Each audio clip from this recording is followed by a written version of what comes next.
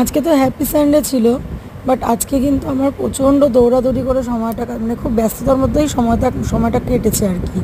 কালকে রাত থেকে তার মানে আমার ভাই বউকে নিয়ে আমরা নার্সিংহোমে ছোটাছুটি করছি। আগের দিনকে তো তোমরা বন্ধুরা দেখেইছো যে ওকে আমি 7 খাইয়েছি 9 মাসের।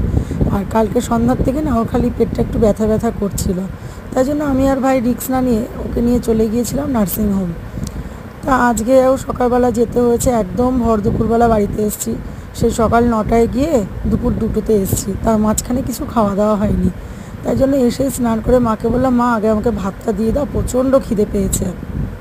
তা মাও সঙ্গে সঙ্গে বাবাকে যখন খেতে দিলে আমাকে একদম গরম গরম ভাত, আজকেও কিন্তু লতি করেছিল, কালকে অল্প একটু করেছে আর বাদ বাকিটা আজকে করেছে। চিংড়ি মাছ দিয়ে লতি করেছিল, বেগুন ভাজা, আমের ডাল।